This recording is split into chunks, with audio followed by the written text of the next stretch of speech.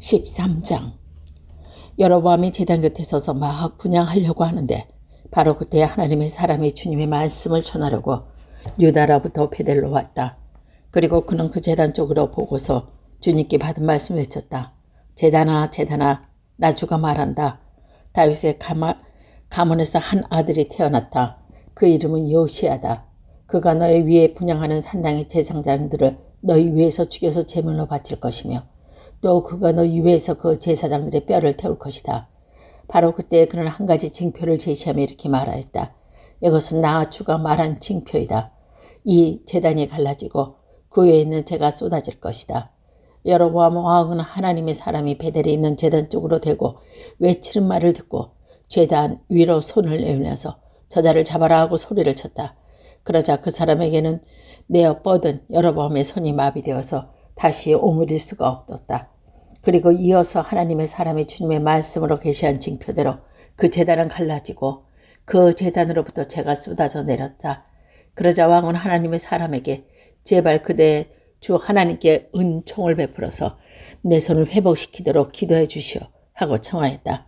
하나님의 사람이 주님의 은총을 비니 왕의 손이 회복되어 예전과 같이 되었다. 이에 왕은 하나님 사람에게 말하였다. 나와 함께 집으로 가서 피곤을 풀도록 합시다. 그대에게 선물도 주고 싶도. 그러나 하나님의 사람 왕에게 이렇게 말했다. 비록 임금님께서 저에게 왕실 재단을 전부 준다고 하셔도 나는 임금님과 함께 갈 수 없습니다. 이곳서 밥도 먹지 않겠으며 물도 마시지 않겠습니까? 주님께서 나에게 명하시기를 밥도 먹지 말고 물도 마시지 말고 온 길로 되돌아가지도 말라고 하셨습니다. 그런 다음에 그들은 베델로 올 때 오던 길로 돌아가서 다른 길로 돌아갔다. 그 무렵에 늙은 여자가 베델에 살고 있었다. 그 아들들 하나가 와서 그날 베델에서 하나님의 사람의 한 일과 그가 왕에게 말한 내용을 모두 아버지께 말했다. 그러자 그들 아버지가 그들에게 어느 길로 돌아갔느냐고 물었다. 그러나 아들은 유다로부터 온 하나님의 사람이 돌아간 길을 말하였다. 그 말을 듣고서 그들의 아버지는 곧 그의 아들들에게 말하였다. 내게 타고 갈 나귀의 안장을 얻어다오. 그들이 아버지가 타고 갈 나귀의 안장을 얻으니 그는 나귀를 타고서 하나님의 사람을 뒤쫓아갔다. 마침내 그는 상수리 나무에 앉아있는 하나님의 사람으로 보고 물었다. 그대가 유다로부터 온 하나님의 사람이요? 그러자 그가 대답했다. 그렇습니다. 그는 하나님의 사람에게 말하였다. 함께 우리 집으로 가서 무엇을 잡수시고 가시죠. 하나님의 사람은 대답했다. 나는 노인 어른과 함께 돌아가서 노인 어른의 집에 들어갈 수 없습니다. 또 이것은 누구와 함께 밥을 먹어서도 안 되고 물을 마셔서도 안 됩니다. 주님께서 나에게 명하시기를 여기서는 밥도 먹지 말고 물도 마시지 말고 온 길로 되돌아가지 말라고 하셨습니다. 그래서 그는 하나님 사람에게 이렇게 말하였습니다. 나도 그대와 같은 예언자요. 주님께서 천사를 보내셔서 나에게 말씀하시기를 그대를 내 집으로 데리고 가서 밥도 대접하고 마실 물도 대접하라고 하셨어. 근데 그것은 거짓말이었다. 이렇게 해서 하나님의 사람은 늙은 예언자와 함께 가서 그의 집에서 밥을 먹고 물도 마셨다. 그들이 이렇게 식탁과 함께 앉아있는데 주님의 말씀이 하나님의 사람에게 그 예언자가 내렸다. 그는 유다에서 온 그의 하나님 사람에게 이렇게 외쳤다. 주님께서 말씀하십니다. 당신은 주님의 말씀을 어기고 당신의 주 하나님께 당신에게 말씀하신 명령을 지키지 않았습니다. 당신은 주님께서 밥도 먹지 말고 물도 마시지 말라고 말씀하신 곳에서 밥도 먹고 물도 마셨습니다. 그러므로 당신의 죽음은 당신 조상의 무덤에 묻히지 못할 것입니다. 그 늙은 예언자는 하나님의 사람이 밥을 먹고 물을 마신 뒤에 나귀 등에 안장을 얹어 주었다. 이에 그 사람의 길을 떠났다. 그는 길에 가다가 사자를 만났는데 그 사자가 그를 물어 죽였다. 그리고 그 죽음은 길가에 버려두었으며 사자와 나귀는 그 죽음 옆에 서 있었다. 길을 가는 사람들은 길가에 버려진 두 죽음과 그 죽음 가까이 어스렁거리는 사자를 보았다. 그들은 이 늙은 예언자가 사는 성으로 돌아와서 이 사실을 널리 알렸다. 길을 가는 하나님의 사람을 자기 집으로 데리고 간 그 늙은 예언자가 이 말을 듣고 말했다. 그는 틀림없이 주님의 말씀을 어긴 그 하나님의 사람일 것이다. 주님께서 전에 그에게 말씀하신 대로 그를 사자에게 내주셔서 사자가 그를 찢어 죽이게 하신 것이다. 그리고 그는 자기의 아들들에게 나귀 안장을 지으라고 하였다. 그들이 나귀 안장을 지어놓고 곧 가서 길가에 있는 그 죽음을 찾아내었다. 나귀와 사자가 그 죽음 가까이 서 있는데 사자는 그 죽음을 먹지 않았을 뿐 아니라 나귀도 물어 죽이지 않았다. 예언자는 하나님의 사람의 죽음을 나귀 등에 싣고 자기의 죽음으로 옮겨와서 고굴한 뒤에 묻어주었다. 그 죽음을 자기의 무덤에 안장하고 나서 그 늙은 예언자는 아이고 내 영재야 하면서 통곡하였다. 장사를 마친 뒤에 그는 자기 아들들에게 말했다. 내가 죽거든 너희는 나를 이 하나님 설에 사람 옆에 묻히는 곳에 같이 묻어둬요. 나의 뼈를 그의 뼈에 비틀어라. 그가 주님의 말씀을 받아서 베델에 있는 제단과 사마리아 성읍 안에 있는 모든 산당을 두고 외친 그 말씀이 그대로 이루어질 것이다. 이런 일이 생긴 뒤에 여로보암은 여전히 그 악한 길에서 돌아서지 아니하고 오히려 일반 백성 가운데 원하는 사람은 누구든지 산당의 제사장으로 임명하였다. 이런 일 때문에 여로보암의 가문은 죄를 얻었으며 마침내 땅에도 흔적 없이 사라졌다. 14장. 그때 여로보암의 아들 아비야가 병들었다. 여로보암은 자기 아내에게 말했다. 변장하고 나서시오. 당신이 여로보암의 아내라는 것을 사람들이 알아채지 못하게 하고 실로로 가서 거기에서 아히야 예언자가 있어. 그가 바로 내게 이 백성을 다스리게 될 것이라고 말한 예언자요. 당신은 빵 10개와 과자와 꿀 한 병을 들고 그들에게 가시오. 그리하면 그는 이 아이에게 어떤 일이 일어날 것인지 당신에게 알려줄 것이오. 여로보암의 아내는 그와 같이 하고 실로로 가서 아히야의 집에 이르렀다. 아히야는 나이가 들어서 눈이 어두워졌으므로 사람을 잘 알아보지 못하였다. 주님께서 아히야에게 미리 말씀하셨다. 여로보암의 아내가 자기의 병든 아들의 일을 물으려고 내게로 올 것이다. 너는 그에게 내가 일러준 대로 말하여라. 그는 올 때에 변장을 하고 다른 사람인 것 같이 차릴 것이다. 왕의 아내가 문에 들어설 때에 아히야는 그의 발소리를 듣고 이렇게 말하였다. 여로보암 부인께서 오신 줄 알고 있습니다. 들어오십시오. 그런데 어찌하여 다른 사람인 것처럼 변장을 하셨습니까? 불행하고도 좋지 않은 소식을 전해야겠습니다. 집으로 돌아가셔서 여로보암에게 이 말을 전하십시오. 나 주 이스라엘 하나님이 말한다. 내가 너를 백성 가운데 높여서 내 백성 이스라엘의 지도자로 임명하였고 다윗의 가문에서부터 왕국을 쪼개어 내게 주었지만 너는 내 종 다윗처럼 살지 않았다. 다윗은 내 명령을 지키고 내가 보기에 올바른 행동을 하였으며 마음을 다해 나를 따랐다. 그러나 너는 나보다 앞서 모든 왕보다도 더 악한 일을 하여서 다른 신을 만들고 부상을 벗어 만들어서 나의 분노를 격발시켰다. 결국 너는 나를 배반하고 말았다. 그러므로 내가 여러 번의 가문의 제단을 내리겠다. 여러 가문에 속한 남자는 종이거나 자유인이거나 가리지 않고 이스라엘 가운데서 모두 끊어버리겠다.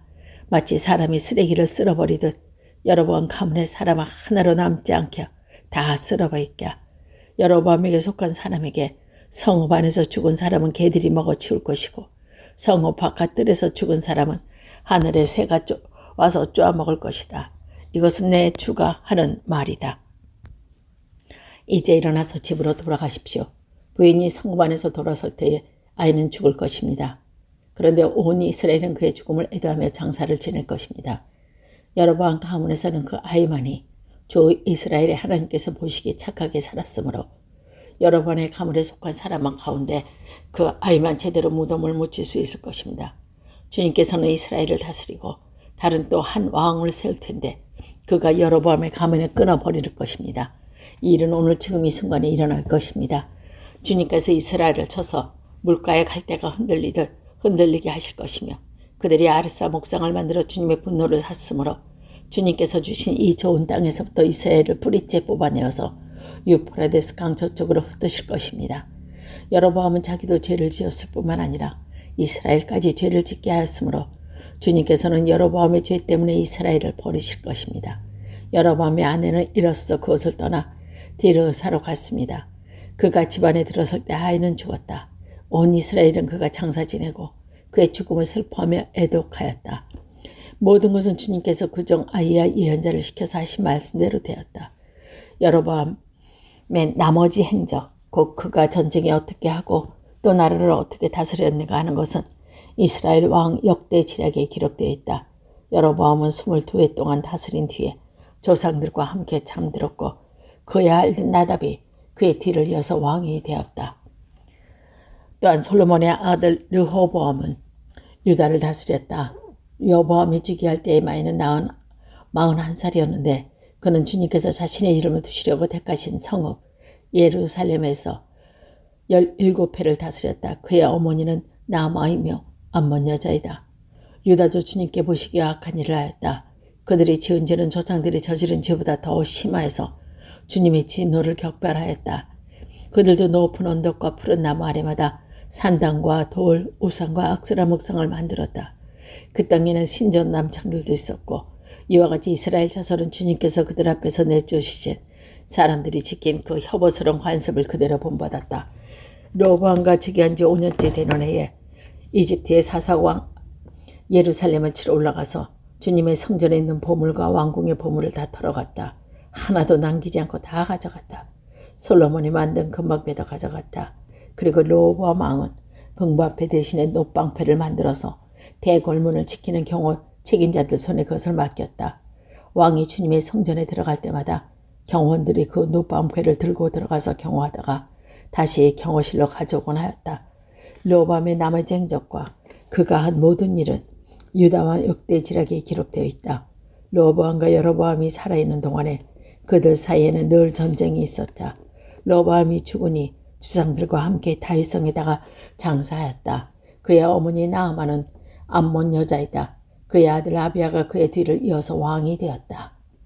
15장 느바세 아들 여로보암 왕 제18년에 아비야가 유다 왕이 되었다. 그는 3년 동안 예루살렘에서 다스렸다. 그의 어머니는 아비살롬의 딸 마아가이다.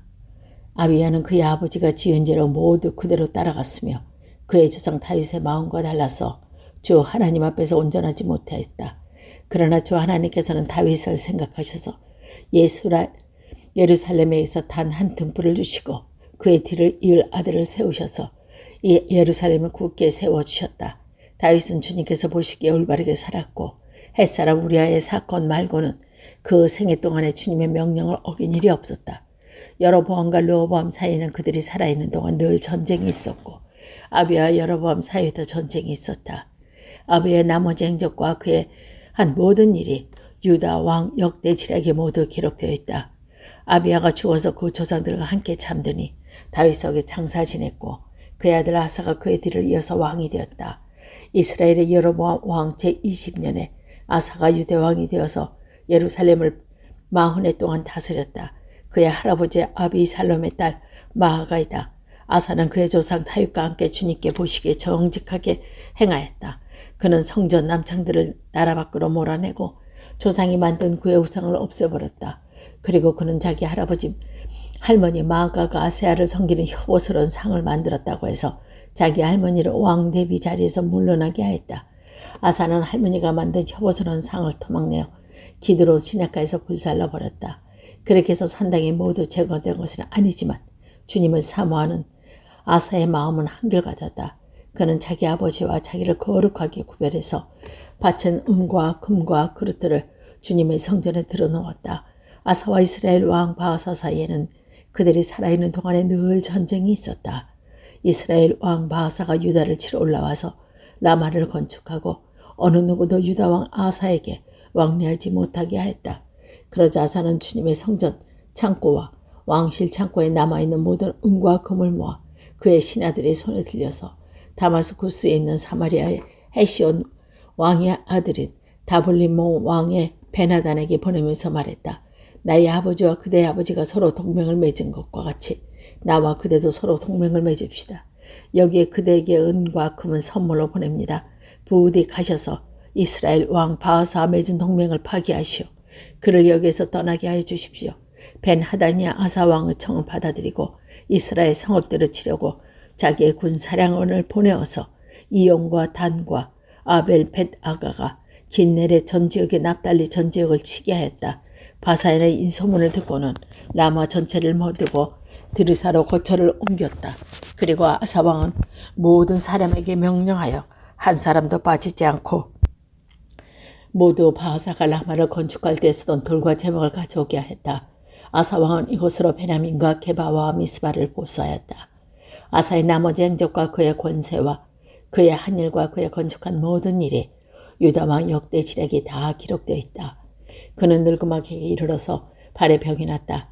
아사가 죽어서 조상들과 함께 잠드니 그의 조상 다윗왕의 조상들과 함께 장사 지냈다. 그리고 그의 아들 여호사밧이 그의 뒤를 이어 왕이 되었다. 유다 아사왕 제2년에 여로보암의 아들 나답이 이스라엘 왕이 되어서 2해 동안 이스라엘을 다스렸다. 그러나 나는 주님께 보시기에 악한 일을 하였다. 그도 그의 부친이 걷던 그 악한 길로 걸었으며 또 이스라엘의 죄를 짓게 하는 그 잘못을 그대로 따랐다. 이사갈 가문의 아이야의 아들인 바하사가 그에게 반기를 들고 일어났다. 나답과 모든 이스라엘이 기쁘돈을 포위하였으나 바하사는 블레셋의 영토인 기쁘돈에서 나답을 쳤다.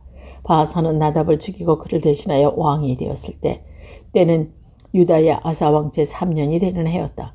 바하사는 왕이 되자 여로보암 가문을 쳤는데 숨쉬는 사람은 누구든지 하나도 남기지 않고 모두 전멸시켰다. 주님께서 실로 사람이 주님의 종 아이야에게 말씀하신 대로 이루어진 것이다. 여로보암이 자기만 죄를 지은 것이 아니라 이스라엘에까지도 죄를 짓게 하였다. 주 이스라엘 하나님께서 이렇게 진노하셨다. 나답의 나머지 행적과 그가 한 모든 일은 이스라엘 왕 역대 지략에 다 기록되어 있다. 아사왕 이스라엘 왕 바하사 사이에는 그들이 살아있는 동안에 늘 전쟁이 있었다. 유다의 아사왕 제3년에 아이야의 아들 바하사가 이스라엘 왕이 되어서 디르사에게 24해 동안 다스렸다. 그는 주님께서 보시기에 악한 일을 하였고 여로보암이 걷는 길을 그대로 걸었으며 이스라엘에게 죄를 짓게 하는 그 죄도 그대로 따라 지었다.